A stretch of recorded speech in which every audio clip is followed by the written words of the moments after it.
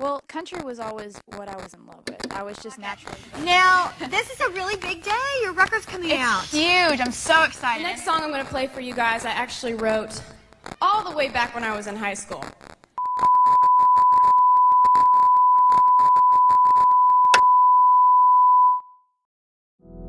A story of how a 16-year-old came into overnight success.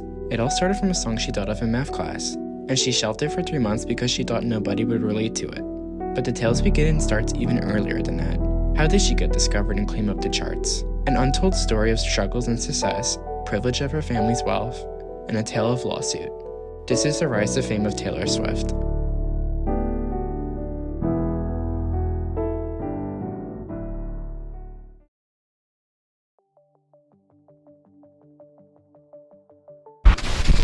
Taylor Allison Swift was born on December 13, 1989, and was raised by her two parents, Scott and Andrea. Scott was a former stockbroker for Merrill Lynch, an investment and wealth management, and Andrea previously worked as a mutual fund marketing executive. The previous statement alone should tell you that Taylor's childhood had no financial troubles whatsoever. Her grandmother, Marjorie Finlay, was an opera singer who had married Taylor's grandfather, Robert Finlay, the president of Raymond Construction Company. Marjorie is considered one of Taylor's first inspirations for music. Taylor and her brother Austin spent their early years at their family's Christmas tree farm in Reading, Philadelphia. It is believed by some of the general public that she was a farmer's daughter, but in reality, her family was not reliant on the farm to make ends meet. During the time she lived at the farm, she attended the Wincroft School for her elementary years in Pottstown, PA. Taylor credits her music teacher, Mrs. Barbara Kolvick, with encouragement in her early school years to pursue music. Taylor and her family would then move to Wyomissing, Philadelphia. The house sits on 11 acres of land, and she lived there until she was 14 years old. It boasts 6 bedrooms, 5 bathrooms, and measures to be 5,000 square feet. The property was put up for sale earlier this year for just shy of $1 million. For middle school, she attended Wyomissing Area Junior High School, where she achieved straight A grades. It was her experience enrolled as a middle schooler that drew her to pursue songwriting and country music, in which she told stories through songs of loneliness due to not having many friends and the bullying she faced due to being an ugly duckling. She also was bullied for liking dumb country music.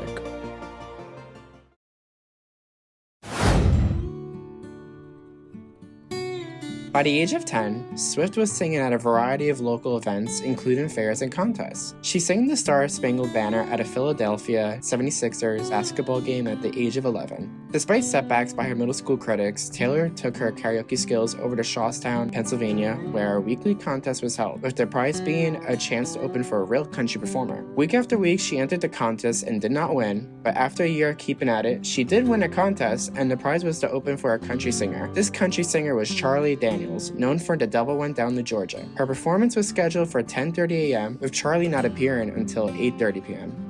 It also was around this time that her family took a road trip to Nashville, Tennessee, to leave a demo CD at the front desk of every record label on Music Row. Part of her reason to visit the city was from watching a documentary about Fatale, where she was first discovered in Nashville. Included in the demo CD were Dolly Parton and the Chicks karaoke covers, which were all rejected by every single music label. Swift would later go on to realize the reasonings for the rejections, stating, And I realized I needed to be different, that they saw that kind of thing every day. There's a million amazing singers in Nashville, so I started writing my own music. To stand out from other artists, Taylor needed to showcase her songwriting skills. It was told that Taylor learned guitar at 12 from her computer technician, Ronnie Creamer. He also helped with her first efforts as a songwriter, leading her to sing Lucky You, the first song ever written by her. And when I was about 12, this magical twist of fate, the guy who my parents had hired to come fix my computer, I'm doing my homework, and he looks over and sees the guitar in the corner, and he was like, "Do you play guitar?" And I said, "Oh,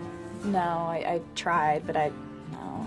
He said, "Do you want me to teach you a few chords?" I was like, "Yeah, yes." Although Ronnie does fix computers, he is a respected local musician in the area of Reading, Philadelphia. He cleared up the story in a Daily News interview stating, "My brother brought Taylor and her mom and her brother over and introduced me and said, 'Would you be interested in recording a demo?' After I did the demo, I was approached again by my brother and by Andrea Swift. Would I be interested in giving guitar lessons for Taylor? But eventually we did get together. They came to my place once, but from there on in, we met her at a house in Wyomissing. They continued working 2 evenings a week, $32 per hour. He then goes on to say, honestly, it was probably months before I even looked at a computer for them. I did do computer work for them, but the computer work eventually came after I started doing guitar work. It went from teaching her guitar to teaching her how to structure songs. Taylor's team would later sue Creamer for his website domain, iTaughtTaylorSwift.com, stating it would dilute and tarnish the Taylor Swift trademark. Music wasn't only Taylor's talents at the time.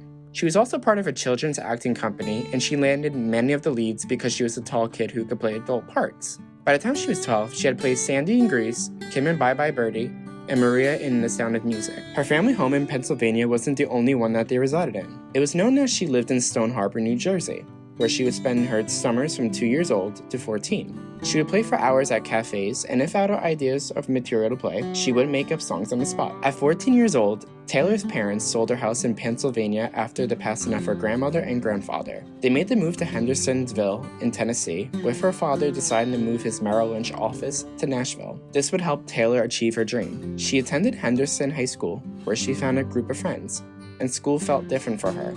Taylor found her way through school and was accepted by others.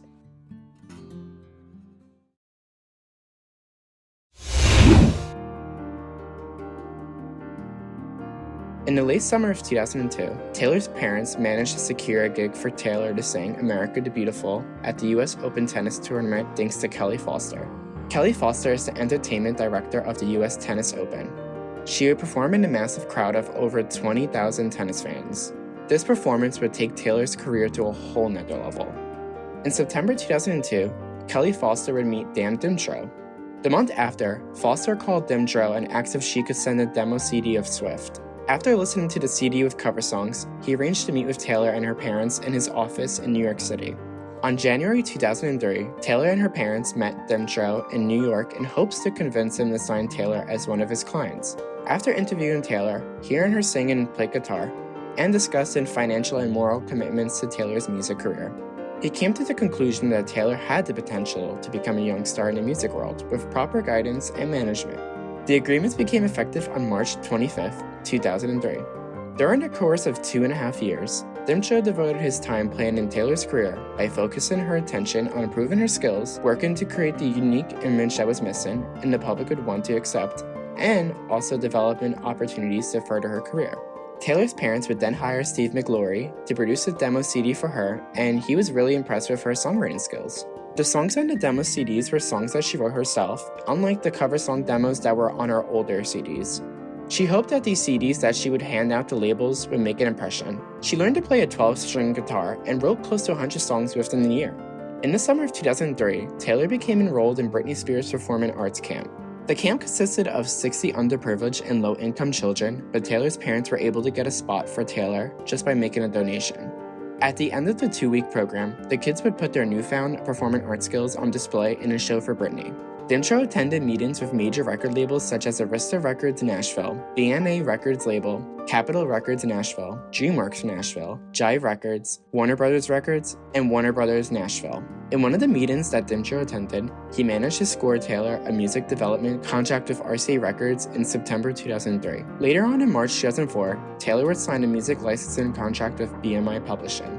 In April, Dimtro secured Swift as an opportunity to model for Abercrombie & Fitch as part of their Rising Stars campaign. His efforts enabled her to participate in the campaign without an audition and coordinated Taylor's involvement with the campaign in a way to showcase her as a singer, songwriter, and a musician. Her photograph and biography appeared in their fall 2004 magazine. She had an original song, The Outside, released on a Maybelline compilation CD titled Chicks with Attitude, an annual project to help young female artists get started. He also scored an appearance in Vanity Fair for August and October 2004 and arranged for Good Morning America to feature her. Both Scott and Andrea Swift made promises to Dimtro verbally and confirmed in writing that they would protect and ensure his financial stability with Taylor and that he would be paid.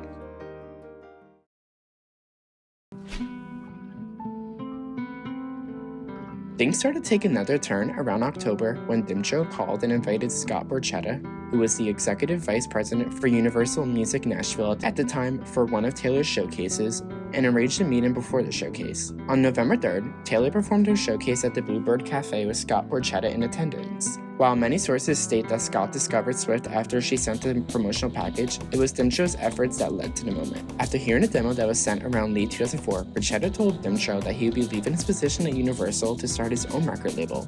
He wanted Taylor and Dimtro included in his plans. On January 26, 2005, Dimtro met with Borchetta again to discuss Borchetta's continuous interest in Taylor. Dimtro also discussed his ideas and plans to make Taylor a star and sign her to his second record contract. These discussions continued over the course of the next several months. Around this time, Taylor was also in talks with Capitol Records for a possible record deal.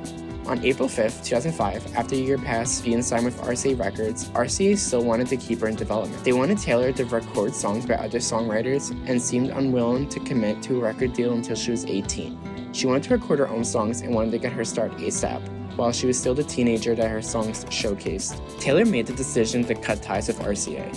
Around early May 2005, she was hired as a staff songwriter, the youngest ever at age 14, at the Sony ATV publishing house. Swift would work with experienced Music Rose songwriters.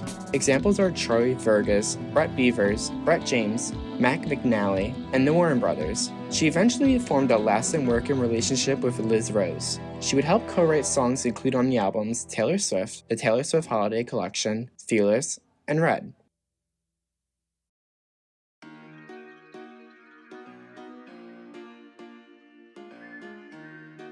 Around May and July 2005, according to legal documents, Borchetta began to orchestrate plans to interfere with Dimtro's agreements and opportunities with the Swifts. He would also attempt to remove Dimtro from his role as manager to Taylor. The replacements in mind would either be Borchetta himself or Scott Swift, Taylor's father.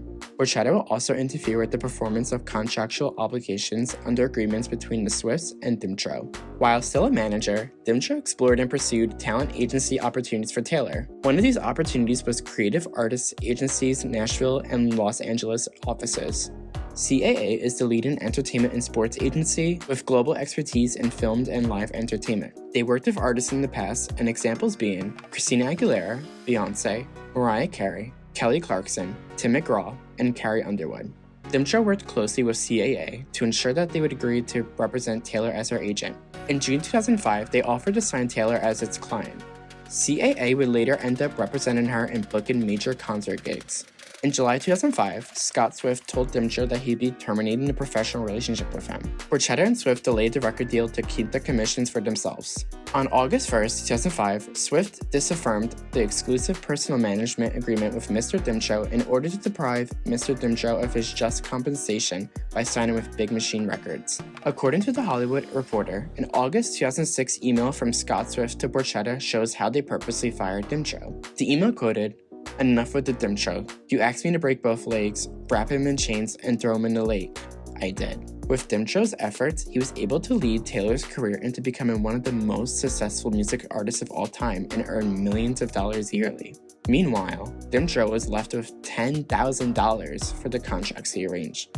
Dimtro would later go on to sue Swift, demanding between 5 to 10% of Taylor's earnings his contract with her stipulated.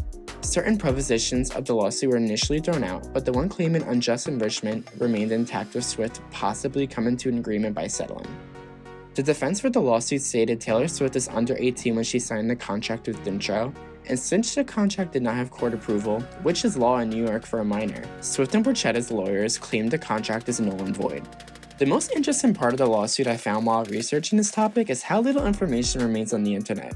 It started around 2007, the lawsuit, but was not made public until October 2010. There has been no word on the progress or outcome of the suit, with me believing that Dimtro signed an NDA. Dimtro would later on become manager for Avril Lavigne, Fifth Harmony, and hold the role of executive manager for Maverick Management. His role as manager for Britney Spears came to a halt in 2006 for unknown reasons.